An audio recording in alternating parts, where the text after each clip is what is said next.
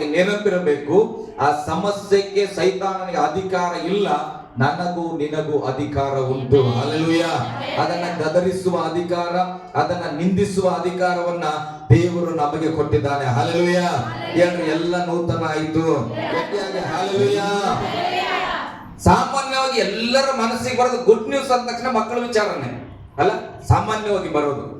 ಹಾಗಾದ್ರೆ ನನಗೆ ಯಾವ ಗುಡ್ ನ್ಯೂಸ್ ಇರ್ಬೋದು? ನೀವು ಯೋಚನೆ ಮಾಡಿ, ನಿಮಗೂ ಆ ಗುಡ್ ನ್ಯೂಸ್ ಇದೆ. ಯಾವುದು ಗೊತ್ತಾದ್ರೆ ಹೇಳ್ಬೋದು, ಶೇರ್ ಮಾಡ್ಬೋದು. ಮೊನ್ನೆ ಎಲ್ಲ ಕಲ್ತ್ಕೊಂಡಿವಿ, ದಾಟ್ಕೊಂಡು ಬಂದಿವಿ.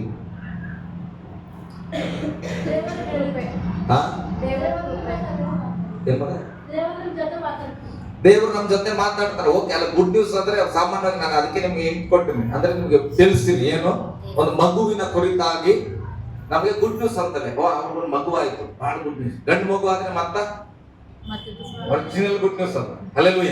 ಹಾಗಾದ್ರೆ ನನಗೂ ಅಂತದೊಂದು ಗುಡ್ ನ್ಯೂಸ್ ಆಗಲೇ ಆಗಿದೆ, ನಿನಗೂ ಅಂತದೊಂದು ಗುಡ್ ನ್ಯೂಸ್ ಆಗಿದೆ. ಮದುವೆ ಆಗಿಲ್ಲ ನೀನು, ಆದ್ರೂ ನೀನು ಗುಡ್ ನ್ಯೂಸ್ ಆಗಿದೆ. ಏನು, ದಾವೀದನ ಊರಿನಲ್ಲಿ ನಿಮಗೋಸ್ಕರ ಒಬ್ಬ ರಕ್ಷಕನು ಹುಟ್ಟಿದ್ದಾನೆ. ಹಲ್ಲೆಲೂಯ. ನನಗೋಸ್ಕರ ನಾನು ಹುಟ್ಟಕ್ಕಿಂತ ಮುಂಚೆನೇ ಒಂದು ದೊಡ್ಡ ಗುಡ್ ನ್ಯೂಸ್ ಹುಟ್ಟ್ಯಾರ. ಹಲ್ಲೆಲೂಯ. ಆ ಗುಡ್ ನ್ಯೂಸ್ ಗಿಂತ ಮತ್ತೆ ಯಾವ ದೊಡ್ಡ ಗುಡ್ ನ್ಯೂಸ್ ಸಿಗ್ಲಿಕ್ಕೆ ಸಾಧ್ಯ? ಹಲ್ಲೆಲೂಯ. ಹೇಳ್ರಿ, ಅದಕ್ಕೆ ಪಕ್ಕದಲ್ಲಿದ್ದವ್ರಿಗೆ ಗುಡ್ ನ್ಯೂಸ್ ರೀ. ನ್ಯೂಸ್ ಕೇಳಿ ಕೇಳಿ ಬೇಜಾರಾಗಿದೆ ಎಷ್ಟು ದಿನ ಟಿವಿಯಲ್ಲಿ. ಅಲ್ಲಿ ಆಯ್ತಂತೆ, ಇಲ್ಲಿ ಹೋಯ್ತಂತೆ, ಅಲ್ಲಿ ಕದ್ರಂತೆ, ಇಲ್ಲಿ ಆಕ್ಸಿಡೆಂಟ್ ಅಂತೆ, ಇಲ್ಲಿ ಕೊಲೆ ಆಯ್ತಂತೆ, ಇದೆಲ್ಲ ಕೇಳಿ ಕೇಳಿ ಬೇಜಾರಾಗಿದೆ. ಅದಕ್ಕೆ ಸತ್ಯವೇದ ಆ ಎಲ್ಲ ಜನರಿಗೆ ಹೇಳ್ತದೆ, ನಿನಗಾಗಿ 2026 ವರ್ಷಗಳ ಹಿಂದೆ ಒಬ್ಬ ರಕ್ಷಕನು ಹುಟ್ಟಿದ್ದಾನೆ. ಹಲ್ಲೆಲೂಯ. ಒಬ್ಬ ಏನೋ ವರದ ಮಗುವು ನಿನಗಾಗಿ ದೊರೆತನು. ಹಲ್ಲೆಲೂಯ. ದೊರಕಿದನು ಅಂತ ವಾಕ್ಯ ಹೇಳ್ತದೆ. ಯೆಶಾಯನ ಪುಸ್ತಕದಲ್ಲಿ ಕೂಡ ಹೇಳ್ತದೆ, ಆತನ ಭುಜಬಲವು ಏನು ಏನೋ ಹೇಳ್ರಿ ಫಸ್ಟ್. ಹಲ್ಲೆಲೂಯ. ನಾನು ಯೇಸು ಹುಟ್ಟಿದ್ರ ಬಗ್ಗೆನೇ ನಿಮ್ಗೆ ಹೇಳಕ್ ಬಂದಿಲ್ಲ. ಯೇಸು ಹುಟ್ಟಿದ್ದ ಎಷ್ಟು ಸಂತೋಷ ನಮಗೆ ಅಂದ್ರೆ, ನಮ್ಮ ಪಾಪವನ್ನ ಹೊತ್ಕೊಳ್ಳಿಕ್ಕಾಗಿ ಯೇಸು ಹುಟ್ಟಿದ್ನು. ವಿಶ್ವಾಸ ಮಾಡ್ರಿ, ಯೇಸು ಸ್ವಾಮಿ ಹುಟ್ಟಿದನು, ಯೇಸು ಸ್ವಾಮಿ ಬೆಳೆದನು, ಯೇಸು ಸ್ವಾಮಿ ಪರಿಶುದ್ಧವಾಗಿ ಜೀವಿಸಿದನು, ನಮ್ಮೆಲ್ಲರ ಪಾಪಕ್ಕಾಗಿ ಮರಣ ಹೊಂದಿದನು. ಹಲ್ಲೆಲೂಯ. ಮರಣ ಹೊಂದಿ 3 ದಿನಗಳಾದ ಮೇಲೆ ಪುನರುತ್ಥಾನ ಕೂಡ ಆಯಿತು. ಅದಾದ್ಮೇಲೆ 40 ದಿನಗಳ ಆತನು ಶಿಷ್ಯರೊಟ್ಟಿಗೆ ಕಾಣಿಸಿಕೊಂಡು ನಡೆಯಬೇಕಾದದನ್ನ ನಡೆಸಬೇಕಾದದನ್ನ ಹೇಳಿ ಅಧಿಕಾರವನ್ನ ಕೊಟ್ಟು ಪರಲೋಕ ರಾಜ್ಯದ ಕಡೆಗೆ ಎತ್ತಲ್ಪಟ್ಟನು ಎಂಬುದಾಗಿ ನಾವು ಗಮನಿಸುತ್ತೇವೆ. ಹಲ್ಲೆಲೂಯ. ಗಟ್ಟಿಯಾಗಿ ಹಲ್ಲೆಲೂಯ. ಯೇಸು ಮಾಡಬೇಕಾದದ್ದರಲ್ಲಿ ಯಾವುದನ್ನಾದ್ರೂ ಮಾಡದೆ ಹೋಗ್ಬಿಟ್ಟನ? ಏನ್ ಎಲ್ಲಾನು ಮಾಡಿ ಹೋಗ್ಯಾನ? ಯೇಸು ಸ್ವಾಮಿ ಮಾಡಬೇಕಾದ ಕಾರ್ಯ ಮುಗೀತಾ ಇಲ್ಲ? ಮುಗೀತು. ನೋಡ್ರಿ, ಶಾಂತ ಮಟ್ಟಿಗೆ ಒಂದು ಗಟ್ಟಿಯ ಚಪ್ಪಳ ನೋಡ್ರಿ. ಧೈರ್ಯ ಗೊತ್ತಿರೋ ವಿಚಾರ ಧೈರ್ಯವಾಗಿ ಹೇಳ್ಬೇಕು. ಯೇಸು ಸ್ವಾಮಿಯ ಮೇಲೆ ಇಟ್ಟ ವಾಗ್ದಾನಗಳನ್ನೆಲ್ಲ ಯೇಸು ಸ್ವಾಮಿ ನೆರವೇರಿಸಿ ಆತನ ದೇವರ ಸನ್ನಿಧಿಗೆ ಹೋದನು. ಹಲ್ಲೆಲೂಯ. ಗಟ್ಟಿಯಾಗಿ ಹಲ್ಲೆಲೂಯ. ಹಾಗಾದ್ರೆ ದೇವರೆಲ್ಲ ಮಾಡಿದ ಮೇಲೆ ಲೋಕದಲ್ಲಿ ಇನ್ನ ಯಾಕೆ ರಕ್ಷಣೆ ಬಂದಿಲ್ಲ ಕೆಲವರಿಗೆ? ಹಲ್ಲೆಲೂಯ. ಇನ್ನ ಯಾಕೆ ಕೆಲವರು ರಕ್ಷಣೆ ಹೊಂದಿಕೊಳ್ಳಿಲ್ಲ? ಈಗ ಇದರಲ್ಲಿ ನಮ್ಮ ಫಿಲಿಂ ಪ್ರಾರಂಭ ಆಗ್ತದೆ. ಯೇಸು ಸ್ವಾಮಿ ಜನಿಸಿದನು, ಯೇಸು ಸ್ವಾಮಿಯ ವಾಗ್ದಾನಗಳೆಲ್ಲ ನೆರವೇರಿಸಲ್ಪಟ್ಟನು, ಯೇಸು ಸ್ವಾಮಿಯ ಮೇಲೆ ಅಂದುಕೊಂಡಲ್ಲ ದೇವರು ಏನೇನಾಗ್ಬೇಕಂತ ಎಲ್ಲವನ್ನ ಯೇಸು ಸ್ವಾಮಿ ಮುಗಿಸಿ ಆತನು ಪರಲೋಕಕ್ಕೆ ಎತ್ತಲ್ಪಟ್ಟನು. ಅದಾದ ಮೇಲೆ ನಮ್ಮ ಅಪ್ಪ ಅಮ್ಮ ಹೇಳಿದ್ರು, ನಮಗೆ ಒಂದು ಗುಡ್ ನ್ಯೂಸ್, ಒಂದು ಗಂಡು ಮಗು ಹುಟ್ಟಿದೆ. ಹಲ್ಲೆಲೂಯ. ಸ್ತೋತ್ರ. ನಿಮ್ ತಂದೆ ತಾಯಿ ಕೂಡ ಹೇಳ್ಯಾರ. ಹಾಗಾದ್ರೆ ಆ ನನ್ನ ತಂದೆ ತಾಯಿಯ ಹೊಟ್ಟೆಯಲ್ಲಿ ಹುಟ್ಟುವಾಗ ಈ ಅರಸನ ಮೇಲೆ ದೇವರು ಕೆಲವು ವಾಗ್ದಾನಗಳನ್ನ ಬರೆದು ಕಳಿಸಿದ್ದಾನೆ. ಹಲ್ಲೆಲೂಯ. ಗಟ್ಟಿಯಾಗಿ ಹಲ್ಲೆಲೂಯ. ಈಗ ನನ್ನ ಮೇಲಿರುವ ವಾಗ್ದಾನಗಳು, ನನ್ನ ಮೇಲೆ ದೇವರಿಟ್ಟ ಭರವಸೆಯನ್ನ ಯಾರು ತೀರಿಸ್ಬೇಕು? ನಾನೇ ತೀರಿಸ್ಬೇಕು. ಹಲ್ಲೆಲೂಯ. ಸ್ತೋತ್ರ. ನನ್ನ ಕಷ್ಟಾರ್ಜಿತವನ್ನ ನಾನೇ ಅನುಭವಿಸುತ್ತೇನೆ. ನಿನ್ನ ಕಷ್ಟಾರ್ಜಿತನ ಓಕೆ. ನಿನಗೆ ದೇವರು ಗುಡ್ ನ್ಯೂಸ್ ಆಗಿ ಭೂಮಿ ಕಳಿಸಿದ ಮೇಲೆ ನಿನ್ ಮೇಲೆ ವಾಗ್ದಾನ ಇಟ್ಟಿರ್ತಾನ? ಇಲ್ಲ. ದೇವರಿಗೆ ನಿನ್ ಮೇಲೆ ನಂಬಿಕೆ ಉಂಟಾ? ಇಲ್ಲ. ಅದಕ್ಕೆ ರಕ್ಷಣೆ ಕೊಟ್ಟಾನ. ಹಲ್ಲೆಲೂಯ. ಇವತ್ತು ಹೇಳ್ರಿ, ನಾನು ಜಯಿಸಿದ್ದೇನೆ. I am victory. ನಾನು ಜಯಿಸಿದ್ದೇನೆ. ಗಟ್ಟಿಯಾಗಿ, ನಾನು ಜಯಿಸಿದ್ದೇನೆ. ನಾನು ಪಾಪವನ್ನ ಜಯಿಸಿದ್ದೇನೆ. ನಾನು ಶತ್ರುವನ್ನ ಜಯಿಸಿದ್ದೇನೆ. ನಾನು ಮರಣವನ್ನ ಜಯಿಸಿದ್ದೇನೆ, ನಾನು ಶಾಪವನ್ನ ಜಯಿಸಿದ್ದೇನೆ, ನಾನು ರೋಗ ದಾರಿದ್ರ್ಯತನವನ್ನ ಜಯಿಸಿದ್ದೇನೆ. ಹಲ್ಲೆಲೂಯ. ಇದನ್ನೆಲ್ಲ ಎಲ್ಲಿ ಜಯಿಸಿದ್ರಿ? ಮರಣದ ಜೊತೆಯಲ್ಲಿ ನೀವು ಯುದ್ಧ ಮಾಡಿಲ್ಲ, ರೋಗದ ಜೊತೆಗೆ ಯುದ್ಧ ಮಾಡಿಲ್ಲ, ಅಥವಾ ದರಿದ್ರತನದ ಜೊತೆಗೆ ಯುದ್ಧ ಮಾಡಿಲ್ಲ, ಶಾಪದ ಜೊತೆಗೆ ಯುದ್ಧ ಮಾಡಿಲ್ಲ. ಆದರೆ ಇದರೆಲ್ಲದರ ಸಂಗಡ ಯೇಸು ಯುದ್ಧ ಮಾಡಿದನು. ಆ ಯೇಸುವಿನ ಜೊತೆಯಲ್ಲಿ ಈಗ ನಾವು ಕೂಡ ಅದನ್ನ ಜಯಿಸಿದವರಾಗಿದ್ದೇವೆ. ಹಲ್ಲೆಲೂಯ. ಗಟ್ಟಿಯಾಗಿ ಹಲ್ಲೆಲೂಯ. ಮೊನ್ನೆ ಅಂದ್ರೆ ಮಂಗಳವಾರನೋ ಬುಧವಾರನೋ ಅಲ್ಲ, ಅಲ್ಲ, ವಿರಾಟ್ ಕೊಹ್ಲಿ ಯಾವ್ದು ಗೆದ್ದರು? IPL. ಸಾರಿ, ಓಕೆ, ನಾವು ಸಿನಿಮಾ ಹೆಚ್ಚಿಗೆ ಹುಚ್ಚಲ್ಲ, ಅದರದ್ದು ನೆನಪಿರ್ತದೆ ನನಗೆ. IPL ಅಲ್ಲಿ ವಿರಾಟ್ ಕೊಹ್ಲಿ ಅವರು ಗೆದ್ರು. ಹಲ್ಲೆಲೂಯ. ಅದ್ರಲ್ಲಿ ನೀವು ಆಡಿದ್ರ ಕ್ರಿಕೆಟ್? ನೋಡಿದ್ರಿ ಅಷ್ಟೇ, ಕೆಲವ್ರು ನೋಡೇ ಇಲ್ಲ. ಅವ್ರಲ್ಲಿ ಆಡಿ ಗೆದ್ದ ತಕ್ಷಣ ನಾವೇನ್ ಮಾಡಿವಿ, ನಾನು ತಮ್ಮ ಎಲ್ಲ ಹೋಗಿ ಒಂದ್ ದೊಡ್ಡ ಪಟಾಕಿ ಹಾಕಿಸಿದ್ವಿ. ಯಾಕೆ? ನಾವು ಗೆದ್ವಿ ಅಂತ ಅಲ್ಲ, ಸ್ಟೇಡಿಯಂಗೂ ಕೂಡ ಹೋಗಿಲ್ಲ, ಸ್ಟೇಡಿಯಂ ಎಲ್ಲದ ಅಂತ ನೋಡಿಲ್ಲ. ಆದ್ರೆ ನಾವೇನು ಈಗ ಪಟಾಕಿ ಯಾಕೆ ಹಾರಿಸ್ತೀವಿ? ನಾವು ಗೆದ್ದಿದ್ದೇವೆ ಅಂದ್ರೆ ಯಾವ ಆಧಾರದ ಮೇಲೆ ನಾವು ಗೆದ್ವಿ? ಅವ್ರು ಯಾರ ಪರವಾಗಿ ಆಡ್ತಾರಲ್ಲ ಹೋಗಿ, ನಮ್ಮ ರಾಜ್ಯದ ಪರವಾಗಿ ಅವ್ರು ಏನ್ ಮಾಡಿದ್ರು? ಕ್ರಿಕೆಟ್ ಆಡಿದ್ರು. ರಾಜ್ಯದ ವತಿಯಿಂದ ಕಳಿಸಿದ ಮೇಲೆ ಅವರು ಗೆದ್ರೆ ನಾವು ಗೆದ್ದ ಹಾಗೆ. ತಂದೆಯಾದ ದೇವರು ಯೇಸು ಸ್ವಾಮಿಯನ್ನ ಭೂಮಿಗೆ ಕಳಿಸುವಾಗ ಮನುಷ್ಯರ ಪರವಾಗಿ ಕಳಿಸಲ್ಪಟ್ಟನು. ಎಲ್ಲಾ ಮನುಷ್ಯರನ್ನ ಪ್ರೀತಿಸಿ ನೀನು ಹೋಗಿ ಆ ಮನುಷ್ಯರ ಶಾಪ ಪಾಪಗಳನ್ನ ಜಯಿಸಿ ನೀನು ಬರಬೇಕೆಂಬುದಾಗಿ. ಹಲ್ಲೆಲೂಯ. ಈಗ ಆ ಯೇಸುವಿನ ಪಕ್ಷದಲ್ಲಿ, ಆತನ ರಾಜ್ಯದಲ್ಲಿ ಯಾರಿದ್ದೀರೋ ಅವರು ಕೂಡ ಜಯಿಸಲ್ಪಟ್ಟವರು. ಒಂದು ಆಮೇಲೆ ಹೇಳೋಣ ಹಲ್ಲೆಲೂಯ. ಗಟ್ಟಿಯಾಗಿ ಹಲ್ಲೆಲೂಯ. ನಿಮ್ಗೊಂದು ಧೈರ್ಯ ಯಾವಾಗ್ಲೂ ಇರಬೇಕು. ಏನಂದ್ರೆ ಈ 5 ಕಾರ್ಯಗಳನ್ನ, ಮರಣವನ್ನ, ಶಾಪವನ್ನ, ರೋಗವನ್ನ, ದಾರಿದ್ರ್ಯತನವನ್ನ, ಇದೆಲ್ಲವನ್ನ ನಾವ್ ಏನ್ ಮಾಡಿದ ಪಾತಾಳವನ್ನ ನಾವು ಜಯಿಸಿದ್ದೇವೆ. ಹೇಗೆ ಜಯಿಸಿದ್ರೆ ಅಂದ್ರೆ ಯೇಸು ನನ್ನ ಪರವಾಗಿ ಯುದ್ಧ ಮಾಡಿದ್ದಾನೆ. ಹಲ್ಲೆಲೂಯ. ಗಟ್ಟಿಯಾಗಿ ಹಲ್ಲೆಲೂಯ. ಇದರಲ್ಲಿ ಯಾವತ್ತೂ ಡೌಟ್ ಬರಬಾರದು. ಡೌಟ್ ಬಂದ್ರೆ ನಮ್ಗೆ ಪ್ರಾರ್ಥನೆ ಮಾಡಕ್ಕೆ ಮನಸ್ಸಿರಲ್ಲ, ವಾಕ್ಯ ಓದಕ್ಕೆ ಮನಸ್ಸಿರಲ್ಲ. ಹಲ್ಲೆಲೂಯ. ಹೇಳ್ರಿ, ನಾನು winner, I am the victory. Non super man. ಹೇಳ್ರಿ ಹಲ್ಲೆಲೂಯ. ನಿಜವಾಗಿ ಸೂಪರ್ ಮ್ಯಾನ್ ರೀ. ಹಲ್ಲೆಲೂಯ. ಓಕೆ, ಹೆಂಗೆ ಅಂತ ನಾನು ಹೇಳ್ತೇನೆ. 1 ಯೋಹಾನ ಪತ್ರಿಕೆ ಭಾಗ 1 ಯೋಹಾನ. ಎಚ್ಚರವಾಗಿರ್ಬೇಕ್ರಿ. ಈ ಮೆಸೇಜ್ ನೀವು ಸರಿಯಾಗಿ ಅರ್ಥ ಮಾಡ್ಕೊಳ್ಬೇಕು. 1:15 ನಾನು ಕರೆಕ್ಟ್ ಮುಗಿಸ್ಬಿಡ್ತೇನೆ, 40 ಮಿನಿಟ್ ಅಲ್ಲಿ. 1 ಯೋಹಾನ 4ನೇ ಅಧ್ಯಾಯ 4ನೇ ವಚನವನ್ನ ಓದ್ರಿ. ಪ್ರೀತಿಯರಾದ ಪ್ರಿಯರಾದ ಮಕ್ಕಳೇ, ನೀವಂತೂ ದೇವರಿಂದ ಹುಟ್ಟಿದವರಾಗಿದ್ದೀರಿ ಮತ್ತು ಲೋಕದಲ್ಲಿರುವವನಿಗಿಂತ ನಿಮ್ಮಲ್ಲಿರುವ ಆತನು ಹೆಚ್ಚಿನವನಾಗಿರುವುದರಿಂದ ನೀವು ಆ ಸುಳ್ಳು ಪ್ರವಾದಿಗಳನ್ನು ಜಯಿಸಿದ್ದೀರಿ. ಹಲ್ಲೆಲೂಯ. ಇಲ್ಲಿ ವಾಕ್ಯ ಹೇಳ್ತದೆ, ಪ್ರಿಯರಾದ ಮಕ್ಕಳೇ, ನೀವಂತೂ ದೇವರಿಂದ ಹುಟ್ಟಿದವರು. ನಾವು ಹೇಗೆ ನಾವು ಕನ್ನಡಿಗರು, ಕರ್ನಾಟಕದವರು ಅಂತ ಹೆಮ್ಮೆಯಿಂದ ಹೇಳ್ತೇವೆ. ನಾವು ಭಾರತೀಯರು, ಭಾರತ ದೇಶದವರಂತ ಹೆಮ್ಮೆಯಿಂದ ಹೇಳ್ತೇವೆ. ಯಾಕೆ? ನಾವು ಜನಿಸಿದ್ದು ಭಾರತದಲ್ಲಿ, ನಾವು ಹುಟ್ಟಿದ್ದು ಕರ್ನಾಟಕದಲ್ಲಿ. ಇನ್ನ ಹೆಚ್ಚಾಗಿ ಹೇಳಿದ್ರೆ ನಾನು ಏನ್ ಮಾಡ್ತೇನೆ, ನಾನು ಗುಂಡ್ಲಿಪೇಟೆ ಅಂತ ಹೇಳ್ತೇನೆ. ಹಲ್ಲೆಲೂಯ. ನಮ್ಮ ತಂದೆಯವರ ಪರವಾಗಿ ಹೇಳಿದ್ರೆ ನಾವು ಮಂಡ್ಯದವರು ಅಂತ ಹೇಳ್ತೇವೆ. ಯಾಕೆ? ನಮಗೆ ಅಧಿಕಾರ ಉಂಟು, ನಾವು ಆ ಪ್ರಾಂತದಲ್ಲಿ ಜನಿಸಿದ್ದೇವೆ. ಹಲ್ಲೆಲೂಯ. ನೀನ್ ಹೆಂಗಪ್ಪ ಕರ್ನಾಟಕದವ ಆಗ್ತೀಯಾ ಅಂತ ಯಾವನಾದ್ರು ಕೇಳಿದ್ರೆ 2 ಪೈಡ್ ಅಂತ ಹೊಡೆದು ಹೇಳ್ತೇವೆ, ನಾನು ಇಲ್ಲೇ ಹುಟ್ಟಿದಿನ ಮಗ, ಅದಕ್ಕೆ ನಾನು ಕೂಡ ಕನ್ನಡಿಗನು ಅಂತ ಹೇಳ್ತೇವೆ. ಹಲ್ಲೆಲೂಯ. ಹಾಗೆ ಬೈಬಲ್ ಹೇಳ್ತಾ ಇದೆ, ನಂಬಿಗಸ್ತನಾದಂತ ನೀನು ದೇವರಿಂದ ಹುಟ್ಟಿದ ವ್ಯಕ್ತಿ. ಹಲ್ಲೆಲೂಯ.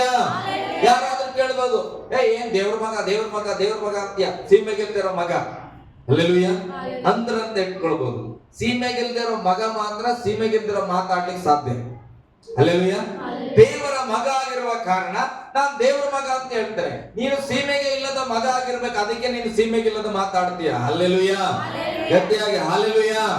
ಬೈಬಲ್ ಹೇಳ್ತದೆ, ಲೋಕದಲ್ಲಿ ಇರುವವನಿಗಿಂತ ನಿಮ್ಮಲ್ಲಿ ಇರುವ ಆತನು ಹೆಚ್ಚಿನವನಾಗಿರುವ ಕಾರಣ ನೀನು ಸುಳ್ಳು ಪ್ರವಾದಿಗಳನ್ನ ಜಯಿಸಿದ್ದೀರಿ. ಹಲ್ಲೆಲೂಯ. ಜಯಿಸಿದ್ದೀರಿ. ಆಮೇಲೆ ಯಾವನೋ ಒಬ್ಬ ಬರ್ತಾನ, ನಿನ್ ಜೀವಿತ ನಾಶ ಆಗ್ಬಿಡ್ತದಮ್ಮ, ನೀನ್ ನರಕಕ್ಕೆ ಹೋಗ್ಬಿಡ್ತೀಯ ಅಂತ ಸುಟ್ಟು ಗುಡ್ಡ ಹಾಕೊಂಡು ಚೆನ್ನಾಗಿ ನನಗಿಂತ ಬಂದು ಹೇಳಿದ್ರು. ಬೈಬಲ್ ಹಿಡ್ಕೊಂಡು ಏನ್ ಮಾಡ್ತೀಯ ಆಗ? ದೊಡ್ಡ ಪ್ರವಾದಿ ಬಂದು ಹೇಳ್ಬಿಟ್ರು, ಇಲ್ಲ ನೀವು ಏನೇ ಮಾಡಿದ್ರು ಆಗಲ್ಲ ರೀ, ನೀವು ನರಕಕ್ಕೆ ಹೋಗ್ತೀರಂತ. ಬೈಬಲ್ನ ಇಟ್ಕೊಂಡು ಹೇಳ್ಬಿಟ್ರೆ ಏನ್ ಮಾಡ್ತೀಯಾಗ? ದೊಡ್ಡ ಪ್ರವಾದಿ ಬಂದು ನಮ್ಮ ತಲೆ ಮೇಲೆ ಬೈಬಲ್ ಇಟ್ಟು ಹೇಳ್ಬಿಟ್ರೆ ನಾನು ಏನ್ ಮಾಡಿದ್ರು ಕೂಡ ನಾಶನದಿಂದ ತಪ್ಪಿಸ್ಕೊಳ್ಳಕ್ಕೆ ಆಗಲ್ಲ. ಹಲ್ಲೆಲೂಯ. ಬೈಬಲ್ ಹೇಳ್ತದೆ, ಅಂತ ಸುಳ್ಳು ಪ್ರವಾದಿಗಳನ್ನ, ಸೈತಾನನನ್ನ, ಮಾಟಗಾರರನ್ನ ನೀವು ಜಯಿಸಿದ್ದೀರಿ. ಹಲ್ಲೆಲೂಯ. ಯಾಕೆ ಜಯಿಸಿದ್ದೀರಿ ಅಂದ್ರೆ ನೀವು ದೇವರಿಂದ ಹುಟ್ಟಿದವರು. ಹಲ್ಲೆಲೂಯ. ಗಟ್ಟಿಯಾಗಿ ಹಲ್ಲೆಲೂಯ. ನಮ್ಮ ಮನಸ್ಸು ಯಾವಾಗ ಏನ್ ಚಿಂತೆ ಮಾಡ್ತದೆ ಗೊತ್ತಾ? ಕೆಲವ್ರ ಮನಸ್ಸು ದೇವರು ವಾಕ್ಯ ಹೇಳಿದಾಗ ಆಮೇಲೆ ಹೇಳ್ತವೆ, ಲೋಕದಲ್ಲಿರುವ ಆತನಿಗಿಂತ ಯಾರು ದೊಡ್ಡವನು? ದೇವರು. ಎಲ್ಲಿದ್ದಾನೆ? ಲೋಕದಲ್ಲಿ ಇರುವವನಿಗಿಂತ ನಮ್ಮಲ್ಲಿರುವವನು ದೊಡ್ಡವನಂದ ಮೇಲೆ ನೀನ್ ಲೋಕದಲ್ಲಿ ಹೋಗ್ತಾ ಇರ್ತೀಯ, ಒಂದು ಸ್ಟಾರ್ ಹಾಕಿ, ಒಂದು ರೌಂಡ್ ಹಾಕಿ, ಒಂದು ನಿಂಬೆಕಾಯಿನೋ ತೆಂಗೋ ಇಟ್ಬಿಟ್ಟಿರ್ತಾರ. ನಿನ್ನ ಒಳಗಿರುವ ಅದಕ್ಕಿಂತ ದೊಡ್ಡವ ಅಂದ ಮೇಲೆ ನೀನು ಅದನ್ನ ನೋಡಿ ಯಾಕಪ್ಪ ಓರೆಯಾಗಿ ಹೋಗ್ತಿ? ಹಲ್ಲೆಲೂಯ. ಅದನ್ನ ನೋಡಿ ಭಯ ಪಡ್ತಿ ಯಾಕೆ? ಸತ್ಯವೇದ ಹೇಳುತ್ತದೆ, ನೀನ್ ದೇವರ ಮಗ, ದೇವರಿಂದ ಹುಟ್ಟಿದವನು. ಲೋಕದಲ್ಲಿರುವ ಮಾಟಕ್ಕಿಂತ ನಿನ್ನೊಳಗಿರುವ ದೇವರು ದೊಡ್ಡವನು. ನೀನು ಆ ಮಾಟ ಮಂತ್ರವನ್ನ ಜಯಿಸಿದ್ದೀಯಾ. ಹಲ್ಲೆಲೂಯ. ಅದನ್ನ ನೋಡುವಾಗ ನಿನ್ನೊಳಗಿರುವವನಿಗಿಂತ ನನ್ನೊಳಗಿರುವವನು ದೊಡ್ಡವನು. ನಾನು ನಿನ್ನ ಈ ಸರ್ಕಲ್ ಅನ್ನ ನಾನು ಜಯಿಸಿದ್ದೇನೆ. ಹಲ್ಲೆಲೂಯ. ಗಟ್ಟಿಯಾಗಿ ಹಲ್ಲೆಲೂಯ. ಇಂಥ ವಿಶ್ವಾಸ ನಮ್ಮ ಒಳಗಡೆ ಬಂದಿಲ್ಲ ಅಂದ್ರೆ ದೇವರ ವಾಗ್ದಾನ 1000 ನಮ್ಮ ತಲೆ ಮೇಲೆ ಇದ್ರು ಒಂದು ನೆರವೇರಲ್ಲ. ಹಲ್ಲೆಲೂಯ. ಗಟ್ಟಿಯಾಗಿ ಹಲ್ಲೆಲೂಯ. ಓಕೆ, ನಾವು ಯಾಕೆ ಜಯಿಸಿದ್ದೇವಂದ್ರೆ ನಮ್ಮ ಎನಿಮಿ ಸತ್ತು ಹೋಗ್ಯಾನ. ನೀವು ಚೆನ್ನಾಗಿ ಅರ್ಥ ಮಾಡ್ಕೊಡ್ರಿ. ಶಿಲುಬೆ ಮೇಲೆ ಯೇಸು ಸ್ವಾಮಿ ಜಯಿಸಿದನು. ಯಾರ ವಿರುದ್ಧವಾಗಿ? ಸೈತಾನನ ವಿರುದ್ಧವಾಗಿ ಜಯಿಸಿದನು. ಸೈತಾನನಾಗಾದ್ರೆ ಏನಾದನು? ಬೈಬಲ್ ಹೇಳ್ತದೆ, ಸೈತಾನನ ತಲೆಯನ್ನ ಶಿಲುಬೆ ಮೇಲೆ ಜಜ್ಜಲ್ಪಟ್ಟನು.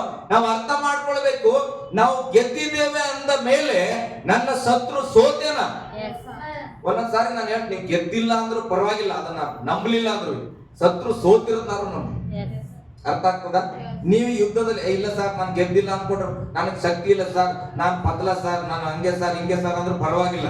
ನಿನ್ ಮುಂದೆ ಬರ್ತಿರೋ ಮಾಟ ಮಂತ್ರ ಸತ್ತು ಹೋಗ್ಯದ. ಹಲ್ಲೆಲೂಯ. ನಿನ್ಗೆ ಹಾವು ಅಂದ್ರೆ ಭಯಪ್ಪ, ಆಯ್ತು ನೀನ್ ಧೈರ್ಯ ಮಾಡ್ಕೊಳ್ಳೇ ಬೇಡ, ಹಾವು ಹೊಡೆಯಕ್ ಹೋಗ್ಲೇ ಬೇಡ. ಆದ್ರೆ ನಿನ್ ಮುಂದೆ ಬಿದ್ದಿರೋ ಹಾವು ಸತ್ತದ, ಅದನ್ನಾರು ನಂಬು. ಹಲ್ಲೆಲೂಯ. ಸತ್ತಿನ ಹಾವು ಎದ್ದು ಬಂದು ಕಚ್ಚುತ್ತದ? ನೀನ್ ಧೈರ್ಯ ಪಡಲೇ ಬೇಡ. ಆದ್ರೆ ಒಂದು ಸಮಾಧಾನ ಮಾಡ್ಕೋ, ನಿನ್ನ ಶತ್ರು already death. Hallelujah. Your enemy already ಆತನ ಡೆತ್ ಆಗ್ಬಿಟ್ಟನ, ಸತ್ತು ಹೋಗ್ಯಾನ. ಆತನ ಸತ್ತ ಶಾರೀರವನ್ನ ನೋಡಿ, ಆ ಸತ್ತ ಚಾಹರ್ಯವನ್ನ ನೋಡಿ ನೀನು ಭಯ ಪಡಬಾರದು. ಹಲ್ಲೆಲೂಯ. ಗಟ್ಟಿಯಾಗಿ ಹಲ್ಲೆಲೂಯ. ಈಗ ಹೇಳ್ರಿ, ನಮ್ಮ ಶತ್ರುವನ್ನ ನಾವು ಜಯಿಸಿದ್ದೇವೆ. ಹಲ್ಲೆಲೂಯ. ಜಯ ಹೊಂದಿದ ಮೇಲೆ 2 ಕೊರಿಂಥ 5:17 ಚೆನ್ನಾಗಿ ಅರ್ಥ ಮಾಡ್ಕೋಬೇಕು. ನಾವು ಇದ್ದಂಗೆ ಇರ್ಬಾರ್ದು ಸುಮ್ಮನೆ. 5:17 2 ಕೊರಿಂಥ 5:17 ಹೀಗಿರಲಾಗಿ ಯಾವನಾದರೂ ಕ್ರಿಸ್ತನಲ್ಲಿದ್ದರೆ ಅವನು ನೂತನ ಸೃಷ್ಟಿಯಾದನು. ಇಗೋ ಪೂರ್ವ ಸ್ಥಿತಿ ಹೋಗಿ ಎಲ್ಲ ನೂತನ ಆಯಿತು. ಹಲ್ಲೆಲೂಯಾ. ಎಲ್ಲವೂ ನೂತನ ಆಯಿತು. ಯಾವಾಗ ಶಿಲುಬೆ ಮೇಲೆ ಸೈತಾನನ ಸತ್ತನು, ಸೈತಾನನ ಮರಣ ಆಯ್ತು. ನಾವು ಅನ್ಕೊಳ್ತೇವೆ ಶಿಲುಬೆ ಮೇಲೆ ಯೇಸು ಸ್ವಾಮಿ ಸತ್ತನಂತ. ಇಲ್ಲ, ನಿಜವಾಗಿ ನಡೆದದ್ದು ಸೈತಾನನ ಮರಣ. ಸೈತಾನನ ಅಧಿಕಾರವು ಕಳಚಿ ಬಿದ್ದಿತ್ತು. ಸೈತಾನನ ಅಧಿಕಾರವನ್ನು ಯೇಸು ತೆಗೆದುಕೊಂಡು ನನಗೂ ನಿಮಗೂ ತಿರುಗಿ ಕೊಟ್ಟಿದ್ದಾನೆ. ಹಲ್ಲೆಲೂಯಾ. ಗಟ್ಟಿಯಾಗಿ ಹಲ್ಲೆಲೂಯಾ. ಅದಕ್ಕೆ ನಾವು ಕ್ರಿಸ್ತನಲ್ಲಿ ಬಂದಾಗ ಮೊದಲು ಅಧಿಕಾರ ಇಲ್ಲದವರಾಗಿದ್ವಿ. ಸೈತಾನನಿಗೆ ಎಲ್ಲ ಅಧಿಕಾರ ಇತ್ತು. ಈಗ ಯೇಸು ಸ್ವಾಮಿ ಮರಣವನ್ನ ಹೊಂದಿ ಆ ಜಯವನ್ನ ತೆಗೆದುಕೊಂಡು ನಮಗೆ ಕೊಟ್ಟ ಮೇಲೆ ಈಗ ನಾವು ಎಲ್ಲ ಅಧಿಕಾರ ಉಳ್ಳವರಾಗಿದ್ದೇವೆ. ಹಲ್ಲೆಲೂಯಾ. ಗಟ್ಟಿಯಾಗಿ ಹಲ್ಲೆಲೂಯಾ. ಹಾಗಾದ್ರೆ ಸೈತಾನನಿಗೆ ಅಧಿಕಾರ ಇಲ್ಲ, ನಿನಗೆ ಅಧಿಕಾರ ಉಂಟು. ಹಲ್ಲೆಲೂಯಾ. ಈಗ ಎಲೆಕ್ಷನ್ ಬರ್ತದೆ ಅಂತ ಇಟ್ಕೊಳ್ಳಿ, ನಿಮ್ಮ ವಾರ್ಡ್ ಎಲೆಕ್ಷನ್ ಬರ್ತದೆ. ಕಳೆದ ಸಾರಿ ಎಲ್ಲ 5 ವರ್ಷ ನಾನ್ ಗೆದ್ದಿದೆ ಅಂತ ಇಟ್ಕೊಂಡು ನಾನೇ ಆ ವಾರ್ಡ್ನೆಲ್ಲ ನೋಡ್ಕೊತಾ ಇದ್ದೆ, ಬರೋದೆಲ್ಲ ನಾನೇ ತಗೋತಾ ಇದ್ದೆ, ನಾನೇ ತಿಂತಾ ಇದ್ದೆ. ರಾಜನ ಜೊತೆ ಇದೇ ತರ ಬೆಳ್ಳನ್ನಂಗಿ ಬೆಳ್ಳನ್ ಬಟ್ಟೆ ಹಾಕೊಂಡು ಓಡಾಡ್ತಾ ಇದ್ದೆ ಅಂತ ಇಟ್ಕೊಂಡು ನೆಕ್ಸ್ಟ್ ಎಲೆಕ್ಷನ್ ಬಂತು. ಅದ್ರಲ್ಲಿ ಈಗ ಸಾಲಮ ನಿಂತ್ಕೊಂಡು ನಾನು ನಿಂತ್ಕೊಂಡೆ. ಈಗ ಸಾಲಮ ಏನ್ ಮಾಡಿದ್ರು? ಗೆದ್ದನು. ಈಗ ನಾನೇನಾಗಿದ್ದೇನೆ? ಸೋತಿದ್ದೇನೆ. ಹಾಗಾದ್ರೆ ಈಗ ನನಗಿದ್ದ ಅಧಿಕಾರ ಯಾರ ಹತ್ರ ಇದೆ? ಯಾರ ಅಧಿಕಾರ ನಡೆಸ್ತಾರ? ಸಾಲಮ ಅಧಿಕಾರ ನಡೆಸ್ತಾನ. ನನ್ನನ್ನ ನೋಡಿ ಆತ ಬಹಳ ಭಯ ಪಡ್ತಾನ. ಹೋಗ ನೀನ್ ಏನು ಅಧಿಕಾರ ಕಳ್ಕೊಂಡವ್ ನೀನು. ಹಲ್ಲೆಲೂಯಾ. ಸೈತಾನನನ್ನ ನೋಡುವಾಗ, ಸಮಸ್ಯೆಗಳನ್ನ ನೋಡುವಾಗ ನಮಗೆ ನೆನಪಿರಬೇಕು, ಆ ಸಮಸ್ಯೆಗೆ ಸೈತಾನನಿಗೆ ಅಧಿಕಾರ ಇಲ್ಲ, ನನಗೂ ನಿನಗೂ ಅಧಿಕಾರ ಉಂಟು. ಹಲ್ಲೆಲೂಯಾ. ಅದನ್ನ ಗದರಿಸುವ ಅಧಿಕಾರ, ಅದನ್ನ ನಿಂದಿಸುವ ಅಧಿಕಾರವನ್ನ ದೇವರು ನಮಗೆ ಕೊಟ್ಟಿದ್ದಾನೆ. ಹಲ್ಲೆಲೂಯಾ. ಎಲ್ಲ ನೂತನ ಆಯಿತು, ಎಲ್ಲ ಬದಲಾಯಿತು ಪ್ರೇರೆ. ನಮ್ಗೆ ಎಲ್ಲ ಅಧಿಕಾರವನ್ನ ದೇವರು ಕೊಟ್ಟನು. ಓಕೆ, ಈಗ ನೀನು ಯಾರಪ್ಪ ಸಲ್ಮೇಲಿ ಸ್ವಲ್ಪ, ಈಗ ಈತನ ಪಾಪದಲ್ಲಿ ಇದ್ದನು, ದೇವರು ಈತನಿಗಾಗಿ ರಕ್ತ ಸುರಿಸಿ ಈತನ ನೀತಿವಂತನಾಗಿ ಮಾಡಿ ನೂತನ ಸೃಷ್ಟಿ ಮಾಡಿ ಈತನನ್ನ ಏನ್ ಮಾಡಿ ಅಧಿಕಾರ ಕೊಟ್ಟನು ಈತನಿಗೆ. ಹಲ್ಲೆಲೂಯಾ. ಗಟ್ಟಿಯಾಗಿ ಹಲ್ಲೆಲೂಯಾ. ಈಗ ಶಾಲೋಮ್ ಹತ್ರ ನೀತಿವಂತಿಕೆ ಇದೆ, ಈತನು ನೂತನ ಸೃಷ್ಟಿಯಾಗಿದ್ದಾನೆ, ಅಧಿಕಾರವನ್ನ ಈತನಿಗೆ ಕೊಟ್ಟಿದ್ದಾನೆ. ಹಾಗಾದ್ರೆ ದೇವರು ಸೈತಾನನ ಹತ್ರ ಇದ್ದ ಅಧಿಕಾರವನ್ನ ಕಿತ್ತು ಇವನಿಗೆ ಕೊಟ್ಟಿದ್ದಾನೆ. ನಾನು ಎಲೆಕ್ಷನ್ಗೆ ಮತ್ತೆ ಬರ್ತೇನೆ, ನಾನು ಅಧಿಕಾರಿಯಾಗಿದ್ದೆ, ನನ್ನ ಓಟನ್ನ ನನಗೆ ಹಾಕದೆ ನನ್ನನ್ನು ಸೋಲಿಸಿ ಇವನನ್ನ ಗೆಲ್ಲಿಸಿದ್ರೆ ಒಂದು ಕಾರಣ ಇರ್ಬೇಕಲ್ಲ. ಯಾಕೆ ನನ್ನನ್ನು ಸೋಲಿಸಿದ್ರು? ಸರಿಯಾಗಿ ನಡ್ಕೊಂಡಿಲ್ಲ, ಜನರಿಗೆ ಒಳ್ಳೇದು ಮಾಡಿಲ್ಲ. ಹಲ್ಲೆಲೂಯಾ. ಬಹಳ ಸಿಂಪಲ್. ಅದಕ್ಕೆ ಈಗ ಈತನನ್ನ ಆರಿಸಿ ಗೆಲ್ಲಿಸಿ ಅಂತೇವ್ರು. ಹಲ್ಲೆಲೂಯಾ. ಈಗ ಈತ ಏನ್ ಮಾಡ್ಬೇಕಂತ ಗೆಲ್ಸ್ಯಾರ ಜನ, ಈತ ನಮಗೆ ಒಳ್ಳೇದು ಮಾಡ್ಬೇಕು ಒಂದು ಭರವಸೆ ಇಟ್ರು. ಶಾಲೋಮ್ ಗೆದ್ರೆ ನಮ್ಮೆಲ್ಲರಿಗೂ ಒಳ್ಳೇದು ಮಾಡ್ತಾನೆ, ಒಳ್ಳೆ ಕಾರ್ಯಗಳನ್ನ ಮಾಡ್ತಾನಂತ. ಹಾಗೆ ದೇವರು ಕೂಡ ಪಾಪಿಯಾದ ಈ ಮನುಷ್ಯನನ್ನ ಶುದ್ಧಿ ಮಾಡಿ ನೂತನ ಸೃಷ್ಟಿಯಾಗಿ ಇವನನ್ನ ಆಯ್ಕೆ ಮಾಡಿ ಈತನ ಮೇಲೆ ಎಲ್ಲ ಅಧಿಕಾರವನ್ನ ಕೊಟ್ಟು, ಹಳೆ ಎಲ್ಲ ಸಂಗತಿ ಹೋಯ್ತಪ್ಪ, ಈಗ ನೀನು ಹೊಸ ಸೃಷ್ಟಿ, ಎಲ್ಲ ಅಧಿಕಾರ ಇದೆ ಹೋಗಂತ ಹೇಳಿದಾಗ ಈತನು ಹೊಸದಾಗಿ ನಡ್ಕೊಳ್ಬೇಕಾ ಏನ ಹಳೆದಾಗಿ ನಡ್ಕೊಳ್ಬೇಕು? ಇವನು ನಂತರನೇ ಮಾಡಿದ್ರೆ ಈತನಿಗೆ ವ್ಯಾಲ್ಯೂ ಇರ್ತದ? ಬಾಯಿ ಮಾಡ್ಕೊತಾನೆ ಬಂದೆ, ಅಯ್ಯೋ ತಪ್ಪಾದನ್ನ ಆಯ್ಕೆ ಮಾಡಿವಿ. ಹಲ್ಲೆಲೂಯಾ. ಗಟ್ಟಿಯಾಗಿ ಹಲ್ಲೆಲೂಯಾ. ಹಾಗಾದ್ರೆ ಈಗ ನೀವ್ ಯಾರ್ಯಾರು ನೂತನ ಸೃಷ್ಟಿ ಆಗಿರಿ? ಒಂದ್ ಕೈ ಮೇಲೆ ಮಾಡಿ ನಂಬಿಕೆ ಉಳ್ಳವರು, ನಾನು ಕ್ರಿಸ್ತನಲ್ಲಿ ಇದ್ದೇನೆ, ನಾನು ಕೂಡ ನೂತನ ಸೃಷ್ಟಿ. ನಿಮ್ಮೆಲ್ಲರಿಗೂ ಅಧಿಕಾರ ಉಂಟಾ? ಹಳೆದೆಲ್ಲ ಹೋಯ್ತಾ? ಎಲ್ಲ ಹೊಸದಾಗಿರೆ? ಸ್ತೋತ್ರ. ಮುಂದಕ್ಕೆ ಹೋದ್ರಿ. ಈಗ ಇದೆಲ್ಲ ದೇವರಿಂದಲೇ ಉಂಟಾದುದು. ಇದೆಲ್ಲ ಯಾರಿಂದ ಉಂಟಾಯ್ತಪ್ಪ? ದೇವರಿಂದಲೇ. ಓಕೆ, ಆಮೇಲೆ ಆತನು ಕ್ರಿಸ್ತನ ಮೂಲಕ ನಮ್ಮನ್ನು ತನಗೆ ನೋಡ್ರಿ, ಈತನನ್ನ ಸಮಾಧಾನ ಮಾಡ್ಕೊಂಡಿದ್ದು ಹೆಂಗಂದ್ರೆ ಯೇಸುವಿನ ಸಂಗಡ ಸೇರಿಸಿ, ಓ ಯೇಸು ಪರವಾಗಿ ಬಂದಾನೇನು, ಯೇಸು ಗೆದ್ದಾನೇನು, ಈತನ ಪರವಾಗಿ ಬಂದ್ರೆ ಈತನನ್ನ ಸಮಾಧಾನ ಪಡಿಸ್ಕೊಳ್ತಾನೆ. ಈತನ ಎಲ್ಲ ಪಾಪ ನಾನು ಮನಸ್ಸಲ್ಲಿ ಇಟ್ಕೊಡಲ್ಲ, ಯೇಸು ಜೊತೆ ಬಂದಲ್ಲ, ಓಕೆ ಇವನು ಕೂಡ ಪಾಸ್. ಹಲ್ಲೆಲೂಯಾ. ಈತನ ಕೂಡ ಗುಡ್ ಅಂತ ಹೇಳಿದ್ರು. ಓಕೆ, ಆಮೇಲೆ ನಮ್ಮನ್ನು ತನಗೆ ಸಮಾಧಾನ ಪಡಿಸಿಕೊಂಡನೆಂದು ಸಮಾಧಾನ ವಿಷಯವಾದ ಸೇವೆಯನ್ನು ನಮಗೆ ಅನುಗ್ರಹಿಸಿದ್ದಾನೆ. ಈತನ ಯೇಸು ಜೊತೆಯಾಗಿ ಬಂದಲ್ಲ, ದೇವರು ಯೇಸು ಜೊತೆ ಬಂದು ಇವ್ನು ನೋಡಿ, ಬಿಡಪ್ಪ ಶಾಲೋಮ್, ನಿನ್ ಪರವಾಗಿ ನಾನು ಕೂಡ ಸಮಾಧಾನ ಮಾಡ್ಕೊಳ್ತೇನೆ. ಹಲ್ಲೆಲೂಯಾ. ನಿಂದೆಲ್ಲವನ್ನ ಮರ್ತು ಬಿಡ್ತೇನೆ. ಈಗ ನಿನಗೆ ನಾನು ಏನ್ ಮಾಡ್ತೇನೆ, ಒಂದು ಸಮಾಧಾನದ ಸೇವೆ ನಾನು ಕೊಡ್ತೇನೆ. ಹಲ್ಲೆಲೂಯಾ. ನೀನ್ ಏನ್ ಮಾಡು, ಈಗ ಯೇಸು ಪರವಾಗಿ, ಯೇಸು ನಿನ್ನನ್ನು ಗೆಲ್ಸನಲ್ಲ, ಯೇಸು ಗೆದ್ದು ನಿನಗೆ ಅಧಿಕಾರ ಕೊಟ್ಟನಲ್ಲ, ನೀನು ಲೋಕದಲ್ಲಿ ಏನ್ ಮಾಡು, ಆ ಸಮಾಧಾನವನ್ನ ಬಿತ್ತು ಅಂತ ಕಳ್ಸ. ಹಲ್ಲೆಲೂಯಾ. ಈತನಿಗೆ ಏನ್ ಸೇವೆ ಕೊಟ್ಟನು ದೇವರು? ಯಾರ್ಯಾರು ನೂತನ ಸೃಷ್ಟಿ ಆಗಿರಿ? ಕೈ ಎತ್ತಿ. ಈತ ನೂತನ ಸೃಷ್ಟಿ ಆಗಿದ್ರೆ ಈತನ ಸಮಾಧಾನ ಸೇವೆ ಕೊಟ್ಟಿತ್ತು. ನೀನು ನೂತನ ಸೃಷ್ಟಿ ಆಗಿದ್ರೆ ನಿನಗೆ ಏನ್ ಕೊಟ್ಟಿದೆ? ಎಷ್ಟು ಜನ ಮಾಡಿರಿ? ಹಲ್ಲೆಲೂಯಾ. ಹೋಗ್ ಮಗ, ಸಮಾಧಾನ ಸೇವೆಯನ್ನ ನಮ್ಮೆಲ್ಲರಿಗೂ ಕೊಟ್ಟನು. ಸಮಾಧಾನದ ಸೇವೆಯನ್ನ ನಾವು ಎಷ್ಟು ಮಾಡಿದ್ವಿ, ಯಾರಿಗ್ ಮಾಡಿದ್ವಿ, ಯಾರಿಗ್ ಸಮಾಧಾನ ಹೇಳಿದ್ವಿ? ದೇವರು ನಮಗೆ ಕೊಟ್ಟದ್ದು ಸಮಾಧಾನ. ಆ ಸಮಾಧಾನ ಯಾವುದು? ಪಾಪದಿಂದ ನನ್ನನ್ನು ರಕ್ಷಿಸಿ ದೇವರು ನನಗೆ ಸಕಲ ಅಧಿಕಾರ ಕೊಟ್ಟು ನನ್ನನ್ನು ನೂತನ ಸೃಷ್ಟಿ ಮಾಡಲ್ರಿ. ಈಗ ಈ ಸಮಾಧಾನವನ್ನ ನಾನು ಮತ್ತೊಬ್ಬರಿಗೆ ಹೇಳಬೇಕು. ಹಲ್ಲೆಲೂಯಾ. ಗಟ್ಟಿಯಾಗಿ ಹಲ್ಲೆಲೂಯಾ. ಮುಂದೆ ಹೋದ್ರೆ ಹಂಗೆ ಆ ಸಮಾಧಾನ ವಾಕ್ಯವೇನೆಂದರೆ, ನೋಡ್ರಿ, ಆ ಸಮಾಧಾನವಾದ ವಾಕ್ಯವೇನೆಂದರೆ, ದೇವರು ಮನುಷ್ಯರ ಅಪರಾಧಗಳನ್ನು ಅವರ ಲೆಕ್ಕಕ್ಕೆ ಹಾಕದೆ. ಈಗ ಸಮಾಧಾನ ಸೇವೆ ಬಾ ಮಗ, ಊಟ ಇಲ್ಲಿ ಇನ್ನು ಸ್ವಲ್ಪ ಹೇಳ, ನಿನಗೆಲ್ಲರೂ ಪ್ರೀತಿ ನೋಡ್ತಾರೆ, ನೋಡಿ ಸಾಕಾಗಿ. ಓಕೆ, ಸಾಲಮನ್ನ ಸಮಾಧಾನ ಮಾಡಿಕೊಂಡು ಈಗ ಈತನಿಗೆ ಸಮಾಧಾನ ಪಡಿಸ್ತಾರೆ ದೇವರು. ಓಕೆ, ಆಮೇಲೆ ಅವರ ಲೆಕ್ಕಕ್ಕೆ ಹಾಕದೆ ಲೋಕವನ್ನು ಕ್ರಿಸ್ತನಲ್ಲಿ ತನಗೆ ಸಮಾಧಾನ ಪಡಿಸಿಕೊಳ್ಳುತ್ತಿದ್ದೇನೆಂಬುದೇ ಅದನ್ನು ಸಾರುವ ಸೇವೆಗೆ ನಮ್ಮನ್ನು ನೇಮಿಸಿದ್ದಾನೆ. ಮನುಷ್ಯರ ಅಪರಾಧವನ್ನ ಮನುಷ್ಯರ ಮೇಲೆ ಹಾಕದೆ ಅದನ್ನ ತೆಗೆದುಹಾಕಿ ನಾನು ಈಗ ಸಮಾಧಾನ ಅವ್ರ ಜೊತೆ ಮಾತಾಡಬೇಕು. ದೇವರು ಮನುಷ್ಯರ ಜೊತೆ ಅನುನ್ನತಿಯಲ್ಲಿ ಇರಬೇಕು. ಆ ವಿಷಯವನ್ನ ಜನರಿಗೆ ಹೇಳುವ ಕೆಲಸಕ್ಕೆ ಶಾಲೋಮನ್ನ ದೇವರು ನೇಮಿಸ್ತಾನೆ.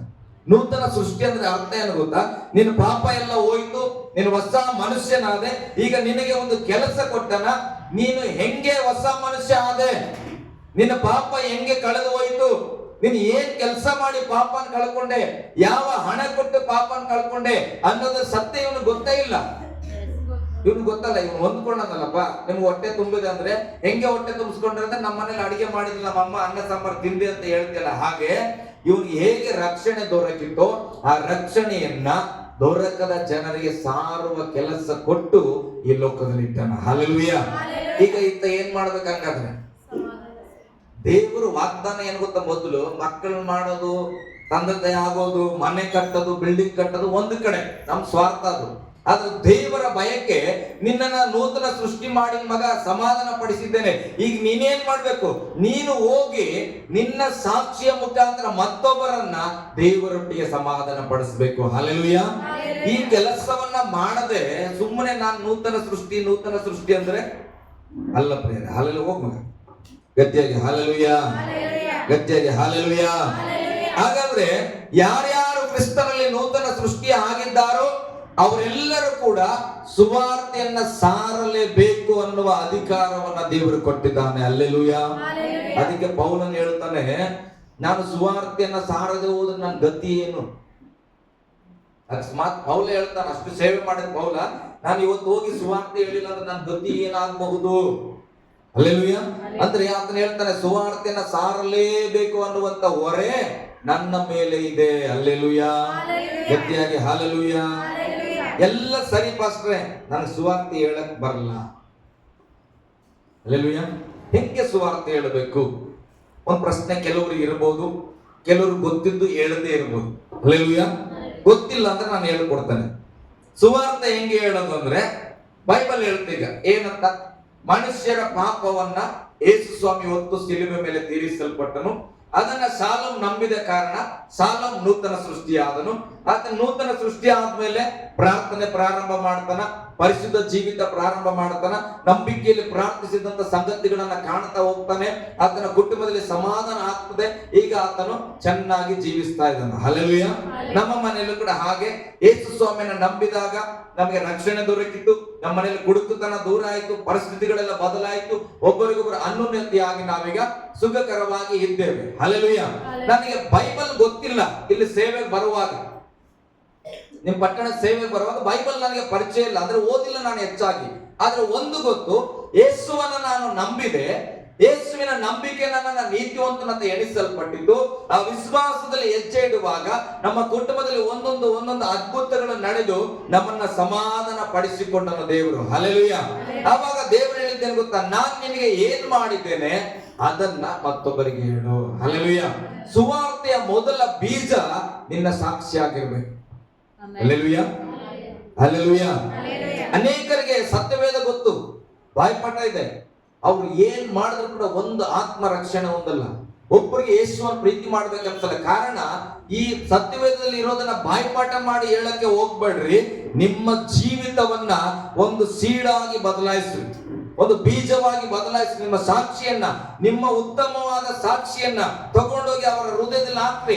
ಯೇಸು ನನಗೆ ಹೀಗೆ ಮಾಡಿದನ್ರಿ, ಅದಕ್ಕೆ ನಾನು ನೂತನ ಸೃಷ್ಟಿಯಾದೆ, ನನ್ನ ಪಾಪ ಹೆಂಗೆ ಕ್ಷಮಿಸಲ್ಪಟ್ಟಿದ್ದು ನಂಬಿಕೆಯಿಂದ ಅದನ್ನ ಹೇಳಿ ಬಾ.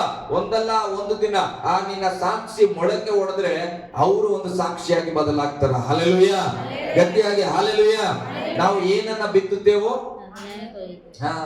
ನೀನು ಬಿತ್ತುವಾಗ ಒಳ್ಳೆ ಸಾಕ್ಷಿಯನ್ನ ಅವರ ಹೃದಯದಲ್ಲಿ ಬಿತ್ತಿದ್ರೆ ಒಂದು ದಿನ ಒಳ್ಳೆ ಸಾಕ್ಷಿಯನ್ನ ನೀನು ಕಾಣುತ್ತೀ. ಹಲ್ಲೆಲೂಯಾ.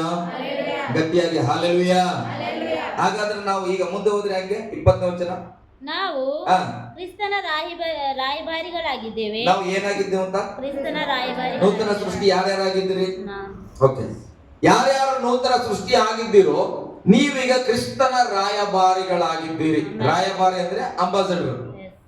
ಹಲ್ಲೆಲೂಯಾ.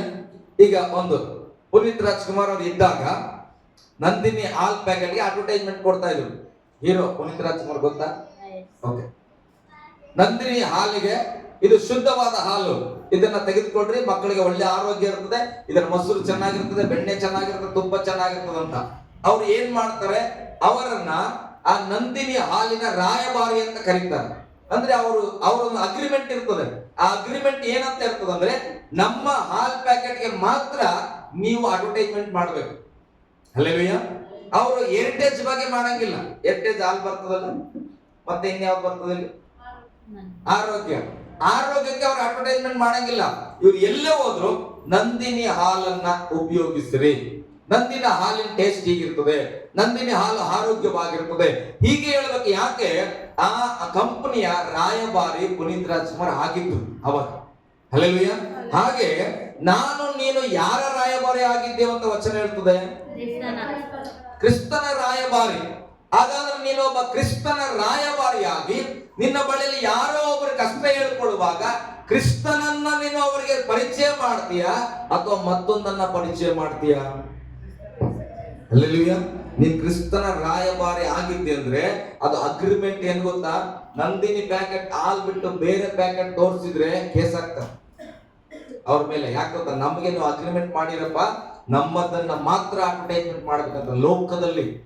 ಹಾಗಾದ್ರೆ ದೇವರು ನಮಗೆ ರಕ್ಷಣೆ ಕೊಟ್ಟು ನಮ್ಮನ್ನ ನಿಮ್ಮನ್ನ ಕ್ರಿಸ್ತನ ರಾಯಭಾರಿ ಅಂತ ನೇಮಿಸಿಕೊಂಡಿರುವಾಗ ನಾವು ಈ ಲೋಕಕ್ಕೆ ಯಾರನ್ನ ಪರಿಚಯ ಮಾಡ್ತಾ ಇದ್ದೇವೆ, ಯಾರನ್ನ ಅಡ್ವರ್ಟೈಸ್ಮೆಂಟ್ ಮಾಡ್ತಾ ಇದ್ದೇವೆ? ನಮ್ಮನ್ನ ನೋಡುವಾಗ ಯಾರು ಕಾಣಿಸ್ತಾ ಇದ್ದಾರೆ? ನಮ್ಮ ಜೀವನ ನೋಡುವಾಗ ಯಾರು ಕಾಣಿಸ್ತಾ ಇದ್ದಾರೆ? ದೆವ್ವಾಡ್ದಂಗೆ ನಡ್ತದೆ ಇದು. ಮನೇಲಿ ಕೇಳ್ತೇವ ಅಂದ್ರೆ ಆಕೆ ಯಾರನ್ನ ತೋರ್ಸಕತ್ತ? ಎಷ್ಟೊಮ್ಮೆ ನಂಬೇಡ ಇಲ್ಲ, ನಂಬೇಡ. ಆದ್ರೆ ಅವ್ರ ಮನೆಯವ್ರು ಏನ್ ನೋಡತ್ತಾರ ಡೈಲಿ ಆಕಿನ ಜೀವಿತದಾಗ? ಸೈತಾನ ನೋಡ್ ನಮ್ಮ ಮನೆಗೆ. ಅಂದ್ರೆ ಆಕಿ ಕ್ರಿಸ್ತನ ರಾಯಭಾರಿ ಅಲ್ಲ, ಸೈತಾನನ ರಾಯಭಾರಿ. ಹಲ್ಲೆಲೂಯಾ. ಹೇಳೋದೇನಂತ? ನಾನ್ ನೂತನ ಸೃಷ್ಟಿ ಅಂತ. ಆದ್ರೆ ಓದ್ ಕಡೆ ಎಲ್ಲ ಯಾರನ್ನ ತೋರಿಸ್ತಿ? ಸೈತಾನನ್ ತೋರಿಸ್ತಿ. ಹಲ್ಲೆಲೂಯಾ. ಕ್ರಿಸ್ತನ ರಾಯಭಾರಿ ಅಂದ್ರೆ ಹೆಂಗಿರ್ಬೇಕು ಗೊತ್ತಾ? ನಮ್ ಸಣ್ಣ ಮಗಳು ನೋಡ್ರಿ, ಅಕ್ಕಿ ದೇವ್ರ ಮಗಳು ಅಂದ್ರೆ. ಹಲ್ಲೆಲೂಯಾ. ನಮ್ಮ ಯಜಮಾನ್ರು ನೋಡ್ರಿ, ಭಕ್ತ ಅಂದ್ರೆ ಕ್ರಿಸ್ತ ಭಕ್ತ ಅಂದ್ರೆ ಅವ್ರೇ. ಹಲ್ಲೆಲೂಯಾ. ಗಟ್ಟಿಯಾಗಿ ಹಲ್ಲೆಲೂಯಾ. ಕ್ರಿಸ್ತನ ರಾಯಭಾರಿ ಅಂದ್ರೆ ಅರ್ಥ, ನಿನ್ನನ್ನ ನೋಡುವಾಗ, ನಿನ್ನ ಮಾತನ್ನ ಕೇಳುವಾಗ, ನಿನ್ನ ಜೀವನ ನೋಡುವಾಗ ಅಲ್ಲಿ ಕ್ರಿಸ್ತನ ಕಾಣಬೇಕು. ಅದನ್ನೇ ಕ್ರಿಸ್ತನ ರಾಯಭಾರಿಗಳು ಅಂತ ಕರೆಯೋದು. ಹಲ್ಲೆಲೂಯಾ. ಗಟ್ಟಿಯಾಗಿ ಹಲ್ಲೆಲೂಯಾ. ಓಕೆ, ನಾವು ಕ್ರಿಸ್ತನ ರಾಯಭಾರಿಗಳಾಗಿದ್ದೇವೆ. ದೇವರೇ ನಮ್ಮ ಮೂಲಕ, ನೋಡ್ರಿ, ಯಾರು ಕ್ರಿಸ್ತನ ರಾಯಭಾರಿ ಆಗಿದ್ದಾರೋ ಅವರ ಮೂಲಕ, ದೇವರೇ ಅವರ ಮೂಲಕ ಬುದ್ಧಿ ಹೇಳುವ ಹಾಗಾಯಿತು. ಯಾರ ಹತ್ರ ಆದ್ರೂ ಹೋಗಿ ನಿನ್ ಬುದ್ಧಿ ಹೇಳುವಾಗ ನಿನ್ನ ಬುದ್ಧಿ ಇಟ್ಕೊಂಡು ಹೋಗ್ಬೇಡ. ಹಲ್ಲೆಲೂಯಾ. ಯಾರು ಒಂದು ಕಷ್ಟ ಅಂತಾರ, ಬನ್ರಿ ನಾನ್ ಜಪ ಮಾಡ್ತೇನೆ, ನೀವ್ ಯಾಕೆ ಅನ್ಸ್ತೀರಿ? ಇದು ನನ್ನ ಬುದ್ಧಿ. ಹಲ್ಲೆಲೂಯಾ. ಆದ್ರೆ ವಾಕ್ಯ ದೇವರು ನನ್ನ ಒಳಗಡೆ ಬುದ್ಧಿ ಹೇಳ್ಬೇಕಂತ. ನೋಡ್ರಿ, ದೇವ್ರಿಗೆ ಒಪ್ಪಿಸ್ಕೊಡ್ರಿ, ನೀವು ಪ್ರಾರ್ಥನೆ ಮಾಡ್ರಿ, ದೇವರು ನಿಮ್ ಪ್ರಾರ್ಥನೆಯನ್ನ ಕೇಳ್ತಾನ. ಹಲ್ಲೆಲೂಯಾ. ನಾನ್ ದೊಡ್ಡ ಪಾಸ್ಟರ್ ಇದ್ದೆ ಬಿಡ್ರಿ, ನಿಮ್ಗೆ ಏನ್ ಕಷ್ಟ ಅದ ಚಿಟ್ಟಿ ಮಾಡ್ಕೊಂಡ್ ಬಿಡ್ರಿ, ನಾನೇ ಎಲ್ಲ ಪ್ರೇಯರ್ ಮಾಡ್ತೇನೆ. ಹಲ್ಲೆಲೂಯಾ. ಇದು ಏನು ಗಮಾಟಿದು ನನ್ನ ಮನಸ್ಸು. ಆದ್ರೆ ಬೈಬಲ್ ಏನಂತ, ದೇವರು ಒಳಗಿದ್ರೆ ಏನ್ ಹೇಳ್ತಾನ? ನೀವು ಕೂಡ ಕೂತ್ಕೊಳ್ರಿ, ನಿಮ್ ಭಕ್ತಿಯನ್ನ ದೇವ್ರು ನೋಡ್ತಾನ, ನಿಮ್ಮ ಕಣ್ಣೀರನ್ನ ದೇವ್ರು ನೋಡ್ತಾನ, ಖಂಡಿತವಾಗಿ ದೇವರನ್ನು ಗುಣಪಡಿಸ್ತಾನೆ. ಇದು ನಿಜವಾದ ರಾಯಭಾರಿಯ ಕೆಲಸ. ಹಲ್ಲೆಲೂಯಾ. ಗಟ್ಟಿಯಾಗಿ ಹಲ್ಲೆಲೂಯಾ. ರಾಯಭಾರಿಗಳಾಗಿರುವ ನಮ್ಮ ಮೂಲಕ ದೇವರ ಬುದ್ಧಿ ಹೇಳಬೇಕೆ ಹೊರತು ನನ್ನ ಜ್ಞಾನದಿಂದ ಬುದ್ಧಿ ಹೇಳಬಾರದು. ಹಲ್ಲೆಲೂಯಾ. ಕುಟುಂಬದಲ್ಲಿ ಯಜಮಾನನ ಹೆಂಡತಿನ ಮಕ್ಕಳು ಯಾರಿಗ್ ಬೇಕಾದ್ರೂ ಬುದ್ಧಿ ಹೇಳ್ರಿ, ಆದ್ರೆ ದೇವರ ಮುಖಾಂತರ ಹೇಳ್ರಿ. ನಮ್ಮ ಮನೇಲಿ ಹೇಳ್ತೀನ ಶಿವಮ್ಮ, ಯಾರು ಬೇಕಾದ್ರೆ ಏನಾದ್ರು ಹೇಳ್ರಿ ಮಗ, ಸಣ್ಣವ್ರು ಇದ್ರು ಕೂಡ ಹೇಳ್ರಿ. ಒಂದು ವಚನ ತಗೊಂಡು ನನ್ಗೆ ಹೇಳ್ರಿ, ನಾನು ಕೇಳ್ತೇನೆ. ಅಲ್ಲವೇ? ನನ್ನನ್ನ ಏನಾದ್ರು ಕರಪ್ಷನ್ ಮಾಡ್ಬೇಕಾ, ನಾನು ತಿದ್ದಬೇಕಾ, ಆ ತಿದ್ದುವಾಗ ಅದಕ್ಕೆ ಸಂಬಂಧಪಟ್ಟ ಒಂದು ವಚನ ಹೇಳ್ರಿ, ನಾನು ಶರಣ. ಅಲ್ಲವೇ? ಅಂದ್ರೆ ವಾಕ್ಯದಿಂದ ತಿದ್ರಿ. ನನಗೆ ಅನಿಸ್ತಾ, ನಿನಗೆ ಅನ್ಸಿದ್ದೆಲ್ಲ ನಾನು ಬದಲಾಗಲ್ಲ, ನಿನಗೆ ಅನ್ಸಿದ್ದೆಲ್ಲ ನಾನು ಮಾಡಲ್ಲ. ವಾಕ್ಯ ಹಿಂಗ್ ಹೇಳ್ತದೆ, ಹಿಂಗ್ ಮಾಡಬೇಡ ಅಂತ ಹೇಳು. ನೀನ್ ಸಣ್ಣವನಾದ್ರೂ ಕೂಡ ನಾನು ಏನ್ ಮಾಡ್ತೇನೆ, ಅದನ್ನು ರಿಸೀವ್ ಮಾಡ್ತೇನೆ. ಕಾರಣ ನಿನ್ನ ಮುಖಾಂತರ ನನಗೆ ದೇವರು ಬುದ್ಧಿ ಹೇಳಬೇಕು. ಹಲ್ಲೆಲೂಯಾ. ಗಟ್ಟಿಯಾಗಿ ಹಲ್ಲೆಲೂಯಾ. ಹಾಗಂದ ಮೇಲೆ ನಾನು ಕೂಡ ಹಾಗೆ ನಿಮ್ಗೆ ಯಾರಿಗೆ ಏನ್ ಬೇಕಾದ್ರೂ ಹೇಳುವಾಗ ನನ್ನ ಮನಸ್ಸಿಂದ ಹೇಳದೆ ನನ್ನ ಒಳಗಡೆ ದೇವರಿಂದ ನಿಮಗೆ ಬುದ್ಧಿಯನ್ನು ಹೇಳಿಸ್ಬೇಕು. ಹಲ್ಲೆಲೂಯಾ. ハレルヤ ಗಟ್ಟಿಯಾಗಿ ಹಲ್ಲೆಲೂಯಾ. ಓಕೆ, ನಮ್ಮ ಮೂಲಕ ದೇವರು ಬುದ್ಧಿ ಹೇಳಬೇಕು. ಹಲ್ಲೆಲೂಯಾ. ಗಟ್ಟಿಯಾಗಿ ಹಲ್ಲೆಲೂಯಾ. ハレルヤ ರಾಯಭಾರಿಗಳಾಗಿರುವ ನಮ್ಮ ಮೂಲಕ ದೇವರು ಬುದ್ಧಿ ಹೇಳಬೇಕು. ಹಲ್ಲೆಲೂಯಾ. ಗಟ್ಟಿಯಾಗಿ ಹಲ್ಲೆಲೂಯಾ. ದೇವರೇ ಬುದ್ಧಿ ಹೇಳುವ ಹಾಗಾಯ್ತು. ದೇವರೊಂದಿಗೆ ಸಮಾಧಾನವಾಗಿರೆಂದು. ಏನ್ ಬುದ್ಧಿ ಹೇಳೋದು? ದೇವರೊಂದಿಗೆ ಸಮಾಧಾನವಾಗಿರೆಂದು. ಬುದ್ಧಿ ಏನು ಗೊತ್ತಾ? ಬಿಟ್ಬಿಡ್ರಿ, ಏನ್ ಮಾಡ್ತಾನ ದೇವ್ರು, ಬಿಟ್ಬಿಡ್ರಿ, ನಡೀತದ. ಹಲ್ಲೆಲೂಯ. ಹಂಗೆ ಹೇಳದ ದೇವರು ಯಾರ ಮುಖಾಂತರ ಬುದ್ಧಿ ಹೇಳಿದ್ರು? ದೇವರೊಂದಿಗೆ ಸಮಾಧಾನವಾಗಿರ್ರಿ ಎಂದು ಕ್ರಿಸ್ತನ ಹೆಸರಿನಲ್ಲಿ ನಿಮ್ಮನ್ನ ಬೇಡಿಕೊಳ್ಳುತ್ತೇವೆ. ಈ ಪದ ನನಗೆ ಬಹಳ ಇಷ್ಟ. ಮಕ್ಕಳು ಜಪ ಮಾಡ್ತಾ ಇಲ್ಲ, ಹಲ್ಲೆಲೂಯ. ಜಪ ಮಾಡಿಲ್ಲ ಅಂದ್ರೆ ಹೊಡಿತಾನೆ ನೋಡು, ಬೈಬಲ್ ಓದಿಲ್ಲ ಅಂದ್ರೆ ಹೊಡಿತಾನೆ ನೋಡು. ಹಿಂಗ ಬೇಡ್ಕೊಳ್ಳೋದಂದ್ರೆ ಹೆಂಗ? ಮಗ, ನಾವ್ ಹಿಂಗ್ ಕಷ್ಟದಾಗಿದ್ದೇವಪ್ಪ, ದೇವರು ನಮ್ಮ ಪಾಪದಲ್ಲಿದ್ದೆವು, ಯೇಸು ಸ್ವಾಮಿ ನಮ್ಗಾಗಿ ಹಿಂಗೆಲ್ಲ ಮಾಡಿ ನಮ್ಗೆ ರಕ್ತ ಸುರಿಸಿ ನಮ್ಗೆ ಬಿಡುಗಡೆ ಕೊಟ್ಟ ಮಗ. ಅದಕ್ಕೆ ನೀನ್ ಏನ್ ಮಾಡ್ಬೇಕು? ಡೈಲಿ ಪ್ರಾರ್ಥನೆ ಮಾಡ್ಕೋಬೇಕು ಮಗ. ಹಲ್ಲೆಲೂಯ. ಬೇಡಿಕೆ ಪ್ರೀತಿಯಿಂದ ನಮ್ಮ ಮಕ್ಕಳಿಗೆ ಅದನ್ನ ಕಲಿಸ್ಬೇಕು ಪ್ರಿಯರೇ. ಹಲ್ಲೆಲೂಯ.